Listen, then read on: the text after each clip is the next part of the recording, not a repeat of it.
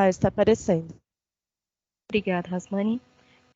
Bom, então, como eu falei, a apresentação, a gente vai fazer uma apresentação bem objetiva, bem focada na área de resíduos. Eu sou da Prefeitura de Suzano. Eu costumo pegar os projetos de resíduos, área de resíduos para análise, né? A Jaqueline também. Então, por isso que a gente vai fazer uma análise bem objetiva.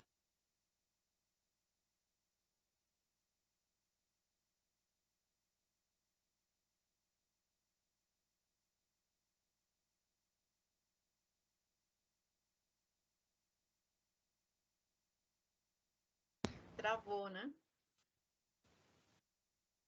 Aconteceu alguma coisa, o som dela sumiu. A Natasha travou. Eu vou tentar entrar em contato com ela pelo WhatsApp. Ok, Larissa. Obrigada.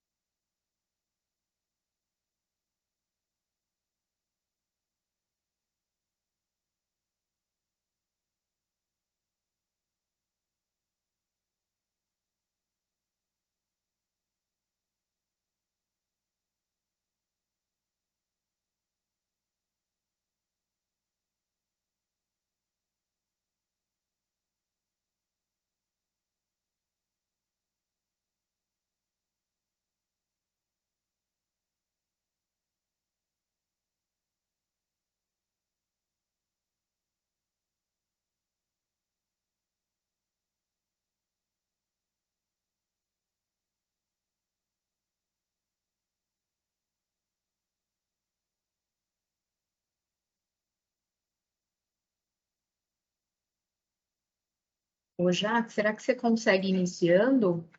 Ou você quer que eu possa fazer isso aqui? Enquanto a Natasha não entra? Eu vou iniciando aí, você pode ir ajudando, complementando também. Natasha deve estar entrando. Como ela comentou, bom dia a todos e todas, sou a professora Jaqueline Boria, da Universidade Federal de São Paulo. Sou membro, representante da sociedade civil, do comitê, e participo da Câmara Técnica de Planejamento. E, como a Natasha comentou, nós fizemos uma apresentação muito objetiva, principalmente em pontos que nós, enquanto avaliadores dos projetos, nós percebemos a dificuldade, né, dos projetos serem aprovados, serem incluídos para o financiamento do FEIDRO. E, nesse sentido, a gente fez essa apresentação com esse conteúdo, né? Nós vamos destacar bastante o quanto os projetos eles têm que deixar claro a relação entre a problemática, né, dos resíduos enquanto depreciador ou uma questão degradante para os recursos hídricos, né, no caso da poluição, da presença dos resíduos. E muitas vezes isso entra na justificativa, mas de uma forma muito breve. E a gente vai destacar isso. Volta lá, por favor, Larissa. Não sei se a Larissa sabia que está cuidando. É a Raismane. Já que a Natasha retornou. Tá. Será que... Ela pode continuar, porque a gente combinou de fazer essa conjunto. Natasha, que bom. Exato. Desculpa, gente, hoje tá difícil. Ou é o microfone ou é o Teams aqui. Já que você quer continuar, eu complemento. Quer mudar a ordem, não tem nenhum problema. Natasha, pode continuar, que agora quem travou foi a Jaqueline. Tá bom. Slide. Então, E a agora? problemática dos resíduos com relação a recursos hídricos. Jaque. Oi. Oi, tá travando o seu áudio. O meu também? Agora tá. Oh, meu Deus. Vamos ver se a Natasha consegue continuar, então? Senão a gente toca Tá por bom. aqui. Vamos tentar com a Natasha, tá bom? Tá difícil. Estão me ouvindo? Mas vai dar certo, vamos lá. É a Lady Murphy, gente. Tá funcionando tudo bem até agora. Aí depois der tudo errado. Vocês estão me ouvindo bem agora? Podemos continuar? Eu vou deixar minha câmera desligada até para a gente não ter maiores problemas, tá? Bom, não sei agora, eu me perdi um pouquinho o que a Jaque apresentou, mas a gente vai fazer uma contextualização geral aqui, focando na parte de resíduos sólidos, tá? Então, a relação entre resíduos e recursos hídricos, um pouco do conteúdo, né, da elaboração do projeto em si, focar um pouquinho na população atendida e algumas recomendações da prestação de contas, né? Então, pelo menos eu como prefeitura, né, não agora como analista de projetos, a gente tem algumas recomendações pelo lado de tomadora também, tá? Pode passar, Sônia, por favor. Bom, a questão de resíduos, a Laura colocou ontem que ele é um tema um pouquinho mais difícil de você contextualizar em relação a recursos hídricos, tá? Então, vamos lembrar que o FEHIDRO, ele é um Fundo Estadual de Recursos Hídricos, tá? Então, a gente sabe que é uma poluição difusa, a gente sabe do impacto que tem no corpo hídrico, mas você precisa destacar isso muito bem dentro do projeto, tá? O comprometimento dos recursos hídricos para um determinado corpo d'água, do empreendimento em si, tá? Pode passar, mãe. Então, na justificativa do projeto, você tem que deixar muito claro o comprometimento em relação à quantidade e à qualidade das águas, tá? Então, a gente vai citar um exemplo posterior, que o tomador, ele conseguiu identificar os pontos viciados, né? Então, a relação da quantidade. E num outro projeto, que a gente também vai citar, a relação da qualidade, em relação à limpeza desses corpos, quanto que foi retirado de materiais recicláveis desses corpos d'água. Então, ele precisa demonstrar tudo isso. Não precisa fazer um estudo muito aprofundado, porque a gente sabe também da inviabilidade do empreendimento, né, do tomador para isso, mas precisa estar justificado e estar escrito dentro do projeto. Tá? Então, um pouquinho também do que eu acabei de falar. Então, quantificar os benefícios, o quanto que isso vai beneficiar o corpo d'água com a retirada desses resíduos, tá? Identificar os trechos em questão, entra um pouco na relação de área do projeto, porque você não adianta você ter um empreendimento lá no norte do município, sendo que o corpo d'água mais próximo está ao sul. A gente sabe que, né, pode acabar levando esses resíduos para o município todo, mas você tem um impacto, não diretamente, porque a gente sabe que resíduos é um impacto indireto, de certa forma, né? Porque você tem que ter, a gente não consegue identificar tal como um efluente jogado no curso d'água, mas você precisa ter uma correlação em relação a isso. Pode passar. Então, esse aqui a gente tirou a imagem de um projeto que foi apresentado esse ano para a gente. Inclusive, foi um tomador que já tinha sido apresentado, se não estou enganado, no ano passado. E a gente fez algumas recomendações, ele tinha sido inabilitado na vez passada, a gente fez umas recomendações e ele acabou apresentando esse material e ficou muito bom. Então, a gente toma como exemplo aqui também. Tá? Então, algumas fotos, esse município em questão, ele já tem algumas atividades em relação à gestão de resíduos, então ele comprovou em relação a essa gestão, em relação a comprometimento com fotos, mas você pode mensurar com dados, tabelas, enfim.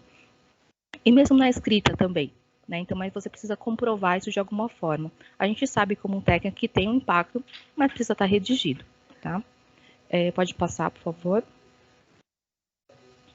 Então, aqui, esse município, ele fez um levantamento, óbvio que teve um estudo prévio, né, para isso, eu acredito, né, que não tenha sido especificamente para esse projeto, mas eles aproveitaram, né, que eles fizeram todo o levantamento dos pontos viciados, são esses pontinhos amarelos aí que vocês veem dentro do município.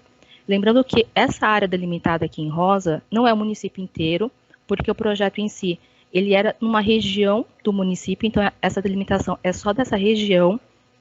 Eles identificaram todos os corpos d'água existentes nessa área, e o ecoponto, né, no caso, o projeto era a construção de um ecoponto, é esse ponto verde que vocês veem no meio do mapa, tá? Então, eles conseguiram identificar a correlação dos pontos viciados, dos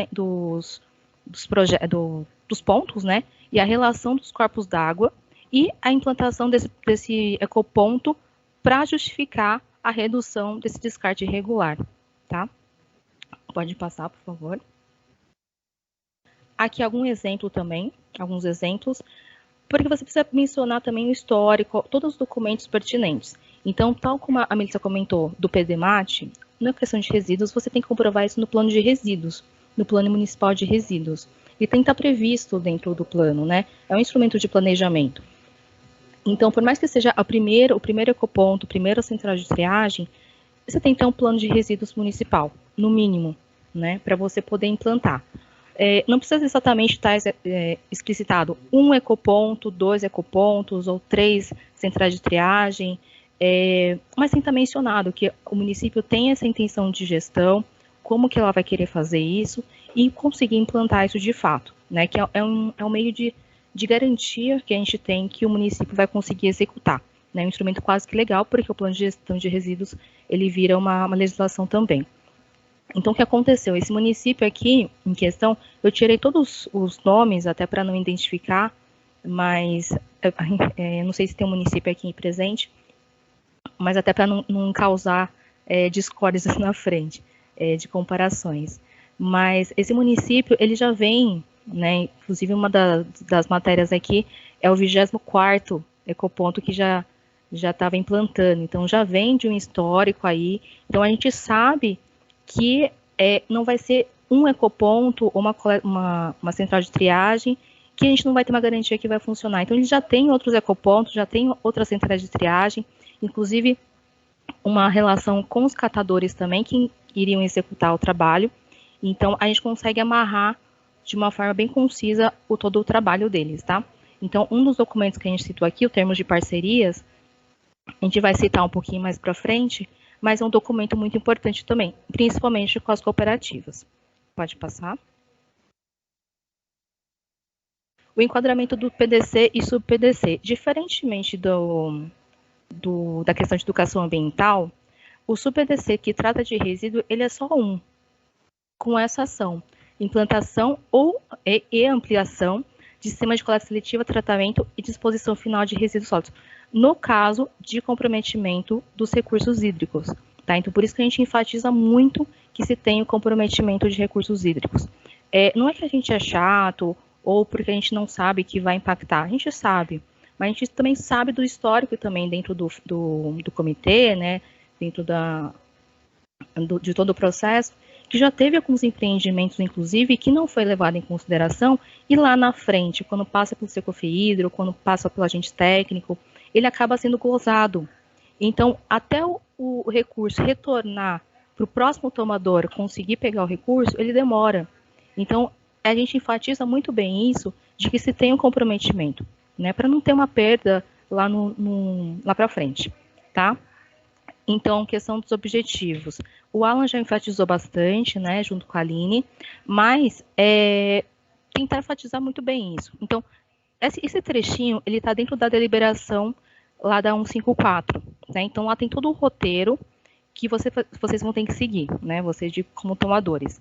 Então, você tem que estar com um objetivo muito bem estabelecido, com um objetivo específico também muito estabelecido, para você conseguir atingir uma meta com uma ação e ter um indicador eficiente, tá? Então, a meta, aqui um exemplo, recuperar X toneladas mês de recicláveis. Qual vai ser a ação para isso? Então, você vai ter que coletar os resíduos recicláveis. De que forma? No sistema porta a porta. Onde? Nesses bairros X.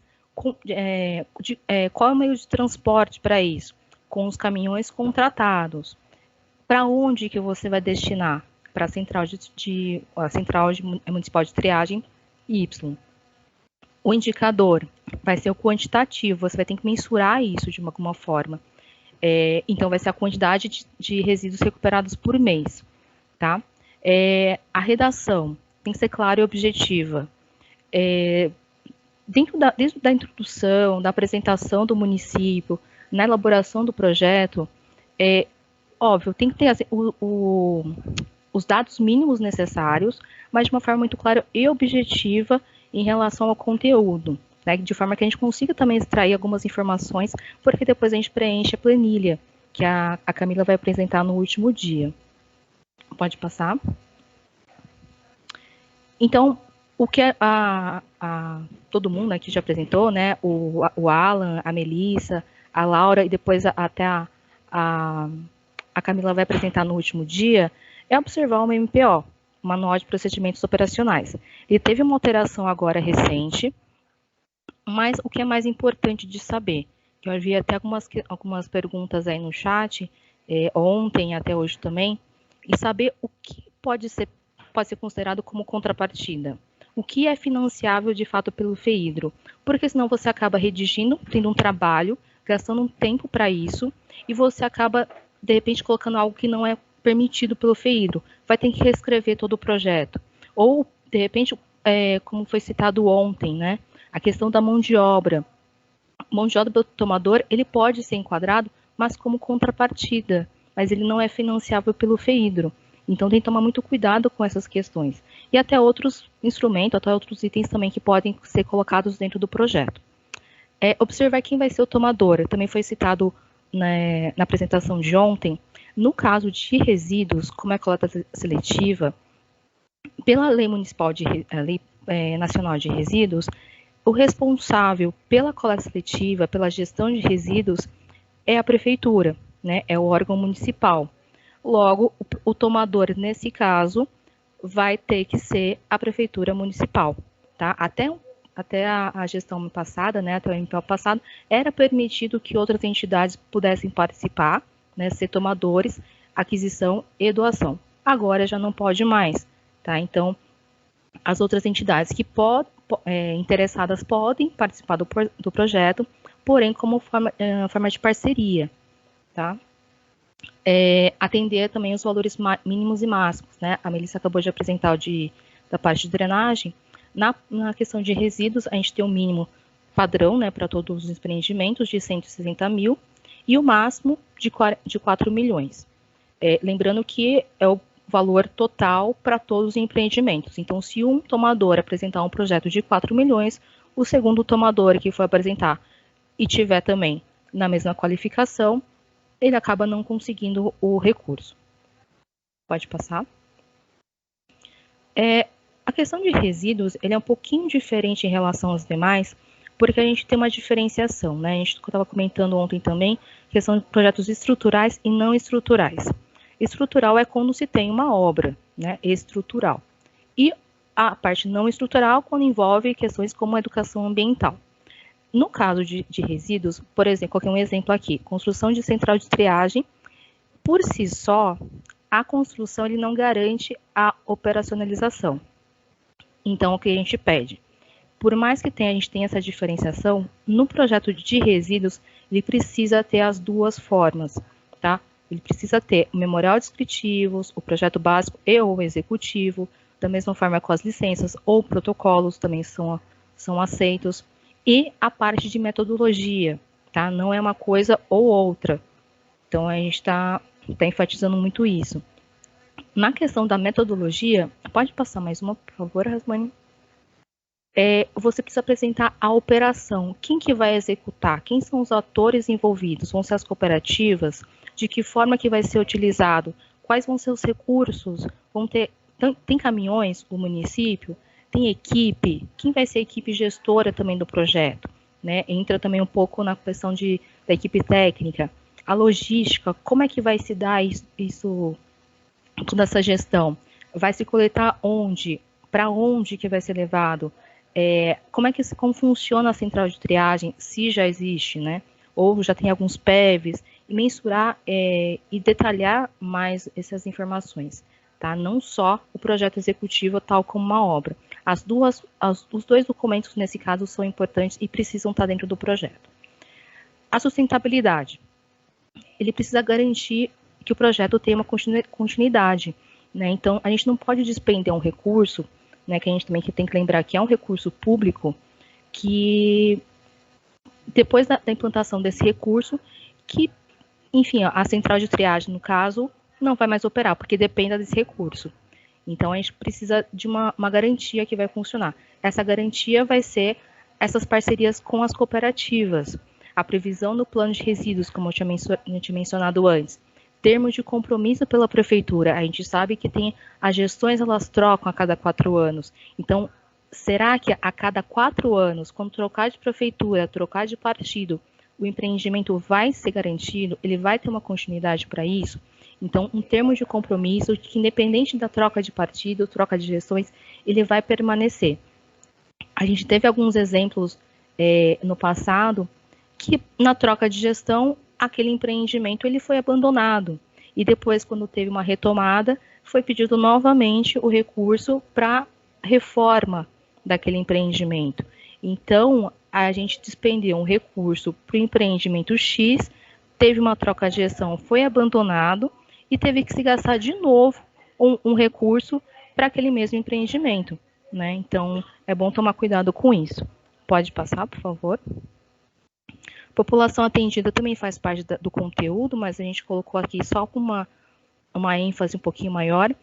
As ações de orientação, né, que envolvem um pouco da educação ambiental dentro do projeto, a parte de metodologia, eles precisam estar envolvidos em relação ao empreendimento em si, né? Então, de novo, o exemplo da construção de uma central de triagem. O público-alvo vai ser a população que vai utilizar aquele instrumento, vai utilizar daquele empreendimento, né? Então, não adianta você fazer um trabalho de educação ambiental, de educação, de uma central de triagem que está sendo construída ao norte do município e o projeto de educação ambiental está sendo executado ao sul. Ou, no caso aqui, que eu coloquei até em destaque, que aparece muito porque, né, como a maioria eram projetos de prefeituras, a parte de educação infantil, ele está com a prefeitura, né, está com o órgão municipal. Então, você acaba fazendo esse trabalho de educação ambiental junto ao público infantil. Mas, vamos pensar o seguinte, você vai construir uma central de triagem, ou um PEV. Quem vai utilizar aquele instrumento? Vai ser o público adulto, diretamente. Quem vai destinar o resíduo para aquele instrumento, né, para o PEV ou para a central de triagem? Vai ser o público adulto. Lógico que é importante, mas vai ser um trabalho a longo prazo. E a gente tem um prazo aí para executar, a gente tem um prazo para você dar andamento e a ativação daquela central de triagem. Né? Então, se trabalhar com o público infantil, até você chegar no público adulto, você acaba não tendo uma efetividade do empreendimento.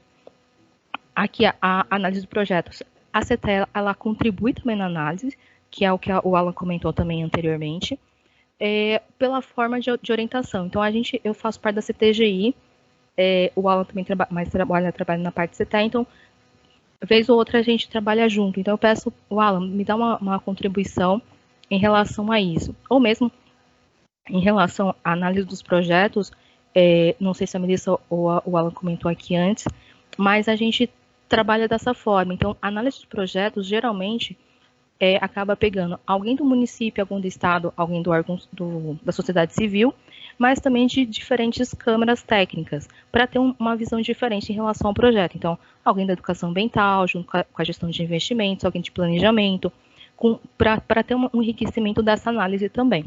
Tá? Pode passar. Aqui eu coloco algumas recomendações do ponto de vista de tomador.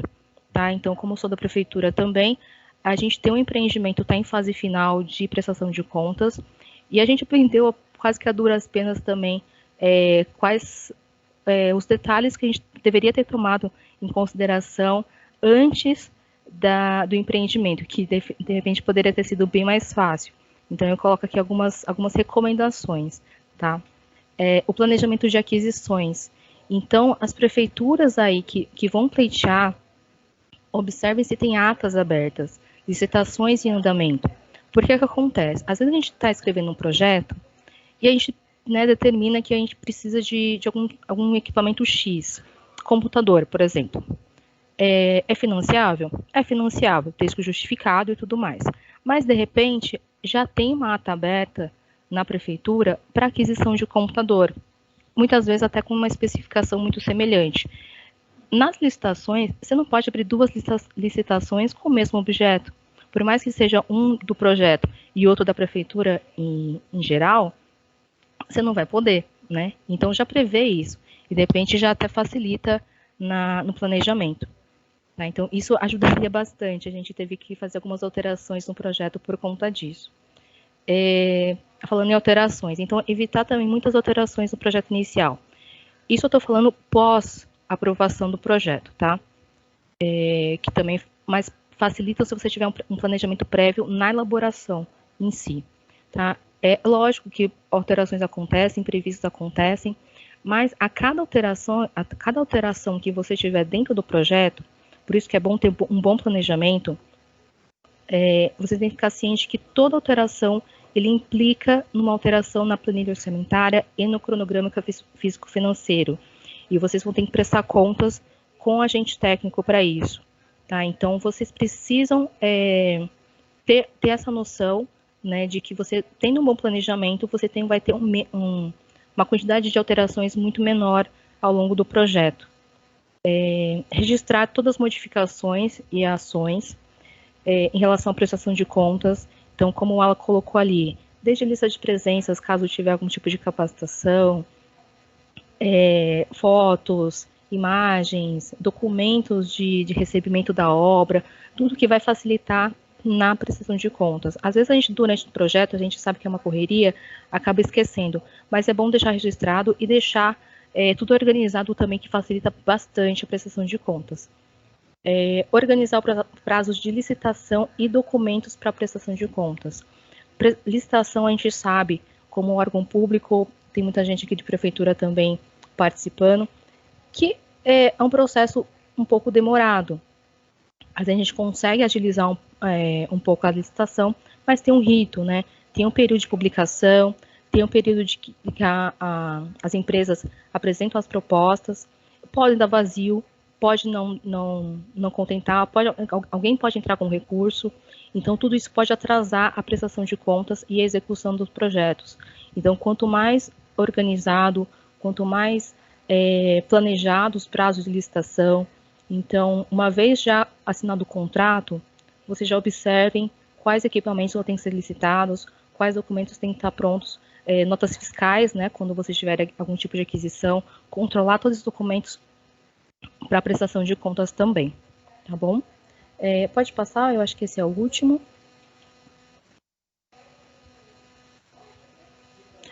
Esse é o último, aqui fica o nosso contato, né, o meu, da Jaque, ela da Unifesp, eu sou aqui da Secretaria de Meio Ambiente, de Suzano. Se alguém tiver alguma dúvida, a gente fica à disposição. Jaque, por favor, se você quiser complementar com alguma coisa, fique à vontade. Estão me ouvindo? Sim, Jaque. Então tá jóia. Eu gostaria de destacar também a questão da ação prevista, né? Porque muitas vezes os municípios, eles têm problemas com relação a resíduos nos corpos d'água, mas são resíduos de construção civil. E a ação, ela prevê a questão de resíduos sólidos domiciliares. Então, sempre amarrar, né, o proponente ele tem que amarrar o projeto à terminologia, né? Então, verificar o que enquadra em resíduos sólidos domiciliares. E também, tanto pelo Plano Nacional de Resíduos Sólidos, quanto com relação ao Plano Municipal, né, de gestão de resíduos. E nessa, também, como já foi falado, a questão que o projeto ele pode ser habilitado, né, ele está ok, ele pode ser inabilitado ou muitas vezes são solicitadas algumas complementações. Então, por vezes, são informações dentro da justificativa ou do contexto que faltam, e sem essas informações, os analistas não conseguem ter dimensão ou avaliar realmente se aquele projeto ele vai ser sustentabilidade ou não, ou se ele, tecnicamente, ele está bem elaborado ou não.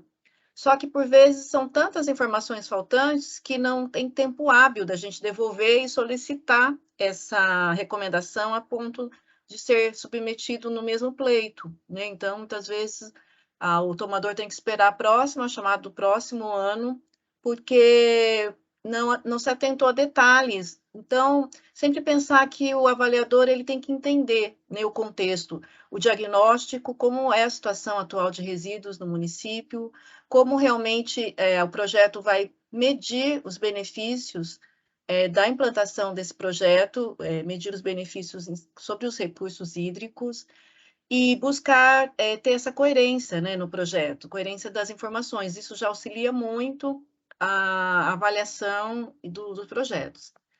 E, ademais, né, observar os outros documentos que a Natasha já comentou e também foi falado ontem e no próximo encontro também vão ser abordados.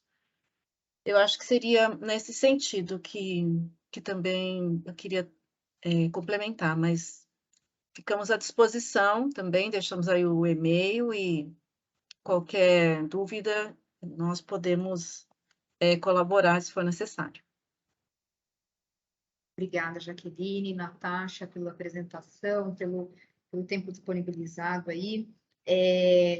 Fiz algumas anotações aqui de síntese, né, de tudo que foi falado, tanto pela Jaqueline quanto pela Natasha, para a gente trazer os principais pontos, né? Então, os projetos de resíduos sólidos precisam ter na justificativa a clara relação do comprometimento do recurso hídrico através do resíduo sólido, né? Então, como a Natasha apresentou, pode ser colocado mapas ali da hidrografia daquela bacia hidrográfica ou do município, da região onde vai ser o objeto do projeto, para que demonstre, né, a relação, por exemplo, a gente está falando muito sobre projetos de implantação ou ampliação de coleta seletiva municipal, que são os projetos que mais são apresentados na temática de resíduos aqui no comitê, né?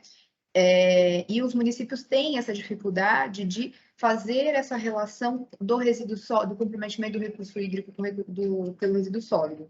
A gente sabe que se não tiver um eficiente sistema de coleta de resíduos, né, com chuva, isso vai parar no recurso hídrico, mas isso aí seria uma deficiência da política de resíduos sólidos, né, e não da política de recursos hídricos. Então, por isso que isso precisa, para que o FEHIDRO possa financiar, né, o projeto de coleta seletiva, independente, ele é importante para qualquer região, para qualquer município, mas para que o fundo, o FEHIDRO, possa financiar projetos nesse sentido, tem que estar muito claro essa justificativa e não essa justificativa abrangente, né?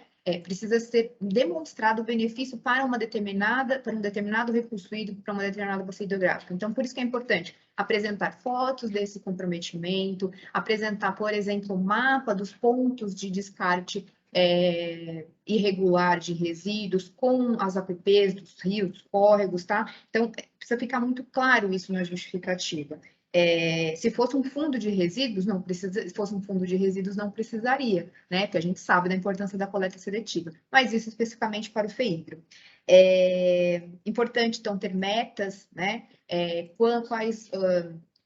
Quantificar ali qual que é a meta de quantas toneladas por mês, né, de resíduos sólidos serão retirados daqueles cursos d'água, evitar o descarte, né, através da implantação da central, por exemplo, enfim, depende do tipo do projeto, mas são exemplos que a gente dá para fomentar os tomadores ali a pensar nessas metas mensuráveis, né, não dá para colocar, o benefício vai ser a melhoria dos corpos hídricos do município. Não, né? Qual município, qual corpo hídrico que vai ser beneficiado? Qual que é a previsão, né? Uma meta de se retirar, de coletar resíduos, né? É importante também, nesse tipo de projeto, ter ações de educação ambiental ali, de divulgação, no caso da central, essas ações em paralelo da divulgação do novo ecoponto, da nova central, do trabalho, precisa também ser demonstrado no projeto, né? Não dá para o FEHIDRO financiar apenas a central e os equipamentos, né? Prensa, esteira, enfim.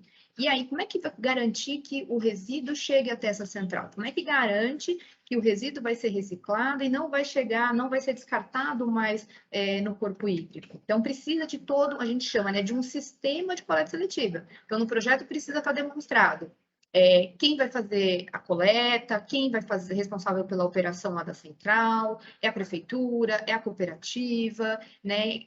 Precisa ficar definido essas responsabilidades e como que vai ser desenhado esse processo todo. A prefeitura tem um caminhão para fazer a coleta, sabe, de porta a porta, por exemplo, né? Tem o funcionário ali, a equipe de motoristas, né, para fazer. Então, isso precisa estar muito desenhado. Não dá para apresentar apenas a solicitação do recurso da central, né? E, infelizmente, nós já tivemos no passado financiamento de central sem todas essas garantias, né, de toda essa estrutura que a gente pede hoje e que, infelizmente, não teve perenidade, né, essa central ao longo do tempo. Então, é importante frisar que o FEIDR não pode financiar nem operação e nem manutenção de empreendimentos. Isso é responsabilidade do tomador. O FEIDR vai entrar com a infraestrutura, né? Ali com a parte do investimento. Investiu na central, investiu nos equipamentos. A operação e a manutenção posteriormente é responsabilidade do tomador. Por isso que precisa ser a prefeitura nesse caso. Não dá para ser a sociedade civil, né? Principalmente porque hoje, né, com o novo manual do FEIDR, a sociedade civil não pode comprar equipamentos, apenas locação. Então, se ela vai locar, por exemplo, os equipamentos da central apenas pelo projeto do FEIDR, e depois, como é que você dá continuidade a esse projeto? Então, acaba o recurso público não sendo investido somente um período sem continuidade, né? Então, a gente não tem um bom uso do recurso público. Então, é por isso que a gente, né, o comitê, através da FABAT, com as câmaras técnicas, tem estruturado nesses projetos, pedido todas essas parcerias, essas garantias, porque a gente quer que os projetos tenham continuidade, né? E que o dinheiro investido pelo FEIDR, que vem da cobrança pelo uso da água, que vem dos royalties, né, que o Estado recebe, seja aplicado de forma eficiente e tenha resultados ao longo do prazo, né, ao longo dos anos aí. Então, acho que é importante, né, ter clareza nessa estrutura de sistema aí de coleta seletiva, enfim, para qualquer projeto, né? Projeto, por exemplo, de uma plataforma que vai ser financiada, qualquer coisa, né? O tomador precisa dar continuidade a esse projeto, ok? Novamente, Natasha, Jaqueline, muito obrigada. Larissa, tem mais alguma pergunta aí no chat que talvez a gente não tenha respondido? Sim, Bia, tem duas. Eu vou ler aqui então, tá? A primeira é da Miriam. Vou contextualizar antes da pergunta. O resíduo sólido já está impactando tanto o canal central do rio e seus afluentes e sua APP. Tudo já foi mapeado e georreferenciado. É possível financiar a retirada desse material desses pontos? O material basicamente é de PET e concomitante viabilizar o envio em estações de triagem e cooperativas, ressaltando que provavelmente esse material deve estar contaminado, pois o rio está poluído. Miriam, pelo que você escreveu, me parece que isso é um problema de limpeza pública, né? É uma questão de operação, de manutenção ali da limpeza pública, né? O FEIDR não pode financiar esse tipo de coisa. Então, precisa ser um sistema de tratamento de resíduos, um sistema que continue, né? Pela sua explicação, talvez a gente pode até, eu deixo meu e-mail aqui, a gente conversa com mais detalhes para entender um pouco melhor a situação, mas pelo que está me colocando aí, é uma questão de sistema público ali, de sistema, de limpeza pública, então isso é de responsabilidade da prefeitura. O FEIDR não pode financiar nesse ponto. Não, só complementando. Entendi. Não, tudo bem, essa é a minha dúvida. É porque como é uma coisa bem perto do parque, né? É uma unidade de conservação. Então é isso. A gente já foi lá e vimos toda uma tragédia, né? Anunciada. Mas assim, então eu entendi. Então não dá. Então teria que ser realmente a prefeitura cumprir esse papel, né? E é que já existe estações de triagem, então seria mais esse de repente, não dá para você pedir para comprar equipamento para retirada também, né? Pelo que eu entendi, né? Também o FEIDR não financiaria, porque assim, é uma área que tem muita vegetação ainda, é difícil acesso, não dá para entrar com maquinário e chegar até o local. E já existe, por exemplo, famílias que trabalham nessa, mas assim, de forma precária, que periodicamente retiram esse material. E tem esse problema que, a partir do momento que o rio está poluído, eu já estive lá várias vezes, também esse material deve estar contaminado, né? E como que a gente faz com isso, né? Tanto as pessoas que iriam retirar, porque pode ser que tenha que ter com algum instrumental mais manual, com proteção, né? Com proteção. Então, eu fico pensando isso, né? Se o FEIDR poderia, assim, financiar tanto esse material para as pessoas retirarem, quanto um determinado maquinário, ou viabilizar aquelas redes no rio para coleta de material, enfim. alguns equipamentos não muito, vamos dizer, específicos para regiões onde ainda o acesso ao rio, à água é difícil, próximo aos parques, né, no meu caso. Mas eu entendi, assim, eu acho que talvez vocês estejam mais atrelados ao estrutural mesmo, né?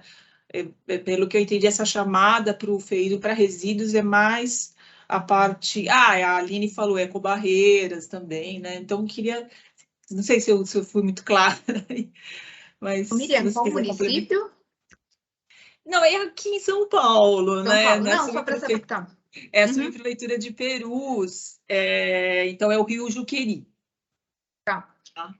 Ô, Miriam, eu vou deixar o meu e-mail, a gente pode conversar, verificar um pouco melhor o que pode ser feito, se encaixa dentro de alguma ação ali, do FEIDRO, até para a gente, né, não ficar tomando o tempo aqui da oficina, mas aí a gente conversa depois, a gente analisa e vê o que dá para fazer.